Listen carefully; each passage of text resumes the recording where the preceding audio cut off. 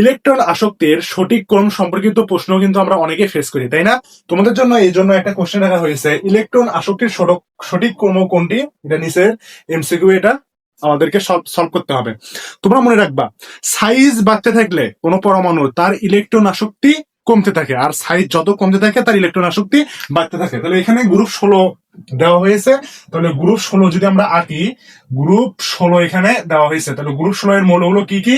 Group 16 এর মৌলগুলো হলো অক্সিজেন, তারপর সালফার, তারপরে হলো সেলেনিয়াম, তারপরে হলো টেলুরিয়াম, তারপর হলো পোলোনিয়াম।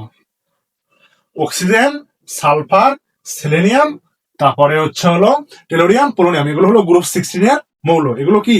গ্রুপ 16 এর মৌল। এখন এখানে একটা বিষয় আছে, এখানে যে বিষয়টা সেটা হলো, আমরা আগে কি বলছি? আমরা কিন্তু বলছি যে সাইজ যদি বাড়ে তখন কি হবে? ইলেকট্রন আসক্তি কমতে থাকবে, আর সাইজ যদি কমে তখন ইলেকট্রন আসক্তি বাড়তে থাকবে। তাহলে আমরা এখানে যেটা দেখতে পাচ্ছি সেটা হলো, আমরা যত এই গ্রুপের উপর থেকে নিচের দিকে যাব তত কিন্তু সাইজ কি হবে? কমতে থাকবে, বাড়তে থাকবে, সরি। তাহলে সাইজ কি হবে? বাড়তে থাকবে, সাইজ বাড়বে। তাহলে সাইজ যদি বাড়ে ইলেকট্রন আসক্তি কি হবে? আমি একটু শর্ট করে লিখলাম, ইলেকট্রন আসক্তি কি হবে বলতো? সাইজ বলে ইলেকট্রন আসক্তি কমবে। তাহলে এই মতামত অনুযায়ী আমরা কি লিখতে পারবো? তাহলে সবার প্রথমে আছে অক্সিজেন, লিখি। তারপরে আছে কি? সালফার, লিখি। তারপরে আছে সেলেনিয়াম, লিখি। তারপরে আছে হলো টেলুরিয়াম, লিখি। তারপরে আছে হলো পোলোনিয়াম, এটাও লিখলাম।